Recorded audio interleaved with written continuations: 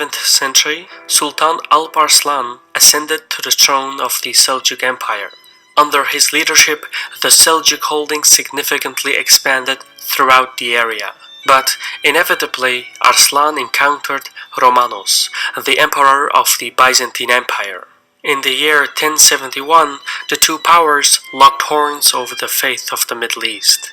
Romanos assembled an army and marched to meet the Turks. But in an area called Manzikert, he was caught by surprise. Arslan's forces delivered the Byzantines an irreversible defeat. Not only had the Turks crushed an army that was at least twice their size, but the Byzantine ruler, the most powerful man in the Christian world, was captured alive. Arslan placed his foot on Romanos' neck and humiliated him.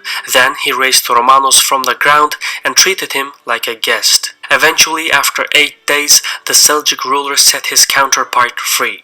This point in history illustrates how well Arslan grasped the political dynamics. By releasing Romanos, the emperor was humiliated in Constantinople. His authority waned, and it triggered a series of civil wars within the Byzantine realm. As a result, most of Anatolia came under Turkish control, and in the course of centuries, the population assimilated into the Turkish identity. What's more is that Arslan authorized his generals or atabeys to carve their own principalities throughout the empire. Despite his military prowess, Arslan's reign came to an abrupt end when he was assassinated. His death triggered a succession crisis, and the Seljuk houses focused inwards. It is in this period that the Turkish atabey principalities became virtually independent. Many of these principalities started exercising their sovereignties by attacking one another as well as by harassing Christian pilgrims. At the backdrop of the Seljuk crisis, most of the domestic affairs were left to the local political advisors. In the case of the deceased Arslan, the closest advisor was Nizam al-Muluk, a brilliant figure who wrote the Siyasat-Nama, or the Book of the Government, which is comparable to The Prince by Machiavelli.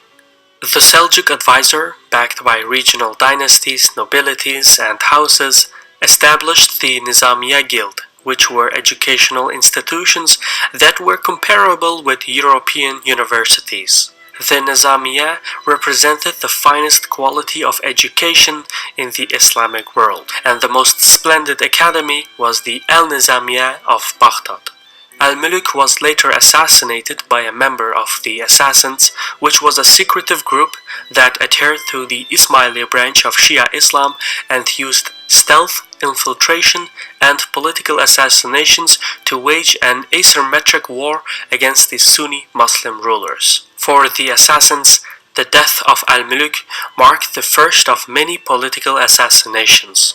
However, before the advisor perished, he appointed the distinguished Ash'ari scholar Al-Ghazali to supervise the academy in Baghdad. Few could imagine that in time this scholar would change the fundamental beliefs of Islamic civilization. Yet, while Al-Ghazali was preoccupied with giving lectures, another major event was about to disrupt the Middle Eastern affairs. By the year 1095, the Byzantines saw an opportunity in the Seljuk succession crisis. The new emperor Alexius wanted to strike at the Turks, but his realm was still in recovery, so instead he appealed to the West European kingdoms for aid. At the time, feudalism in West Europe had created a disproportionate distribution of wealth, power, and knights. For Pope Urban II, a military expedition to the Holy Lands presented an opportunity to strengthen his authority over the feudal kings, lords, and barons of Western Europe. Just as the jihad was a way to unify the Muslim world, so too was the crusade a way to bring the Christians together and exert internal force on the outside world. As such, in 1095, Pope Urban II, during a sermon in Clermont, convinced the courts of France, England, and the Holy Roman Empire to take up arms and embark on an expedition to Jerusalem. The Pope promised salvation for the participants, and the sermon sparked a wave of religious fervor. inspired knights and lords took upon the cross as their coat of arms and later would be known as the Crusaders. However, before the nobles could gather their numbers, peasants and commoners in Europe assembled their own expedition and marched towards the Holy Land. Yet the careless undertaking of the peasants' army left them ill-prepared for the journey east. During their expedition in what became known as the People's Crusade, the peasants' army looted and pillaged Jewish, Christian, and even Byzantine settlements who were supposedly allies. By the time the 20,000-strong People's Crusade reached Anatolia, they were swiftly crushed by the local Turkish nobles. The speed at which the peasants' army was defeated surprised even the local Seljuk rulers, who mistakenly believed that the People's Crusade was the primary fighting force of Europe. The next year, news spread that more Christian armies were coming, but the Seljuk principalities were not impressed. They expected another army of peasants and, in their complacency, made no preparations. At the day of the battle, the Turkish nobles were stunned to see a 60,000-strong, well-trained and well-equipped army. The result was the defeat of the local Seljuks at the Battle of Dorylaeum, which allowed the Crusaders to march unopposed from Anatolia to the Levant. The Muslim rulers in Damascus, Antioch, Aleppo, and Mosul prepared to meet the Crusaders ahead, but ended up fighting one another. Meanwhile, Christian forces conquered city after city, but fighting in a strange land did not always go as planned.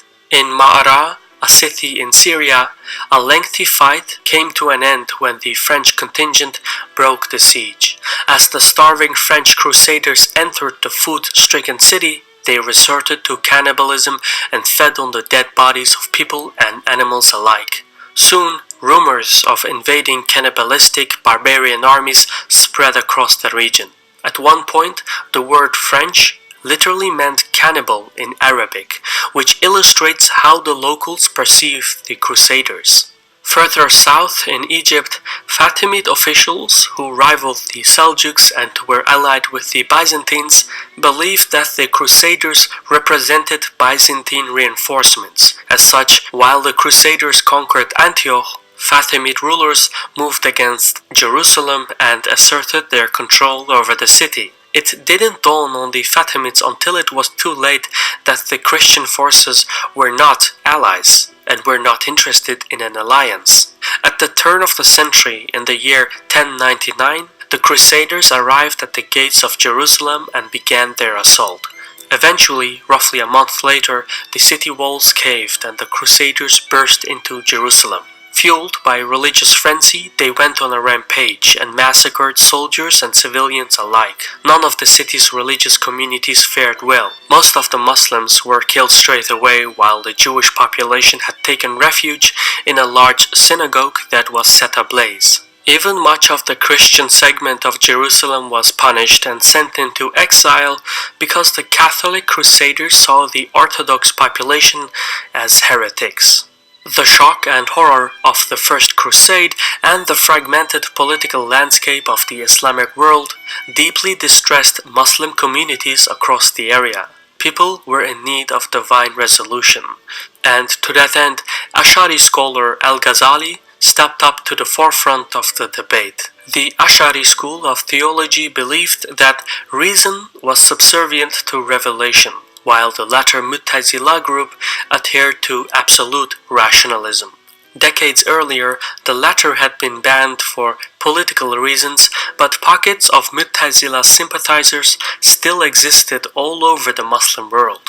Al-Ghazali believed that violence could not subdue the rival school. It required a battle of intellect. As such, in one of his most acclaimed works, The Incoherence of Philosophers, Al-Ghazali attacked scholars of rational thought and argued that rational philosophy was incompatible with Islamic teachings.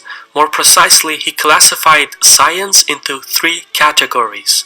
The first, religious studies, included jurisprudence, theology, Arabic grammar, etc. The second category included traditional faculties of science such as astronomy, medicine, mathematics, chemistry, and others. The final category concerned spiritual and cultural studies such as astrology, esotericism, and palmistry.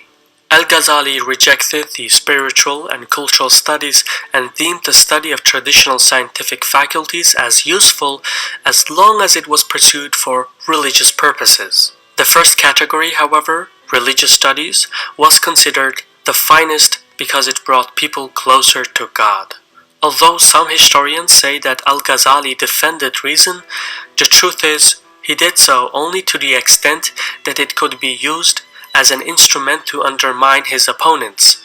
The weight of Al-Ghazali's contributions is emphasized by the fact that many academics consider him as the single most influential figure in Islam after the Prophet Muhammad. Needless to say, Al-Ghazali's work sealed the attitudes towards science in Islamic civilizations. The political elites and the common folk endorsed Al-Ghazali as the Mujaddid, which according to tradition is a person who appears at desperate times to rejuvenate Islam.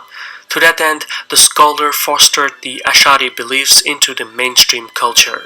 Although Al-Ghazali emphasized intellect and denounced violence, his supporters, however, singled out and condemned great thinkers such as Al-Farabi, Al-Biruni, Al-Rawandi, Ibn Sina, and Ibn Rushd.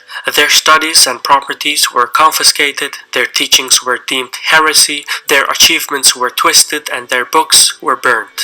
Anyone who expressed sympathy with the Mu'tazila was either imprisoned, tortured, or banished. Centuries earlier, the Mu'tazila had lit the flame of enlightenment and paved the way for a vibrant and innovative community of scholars.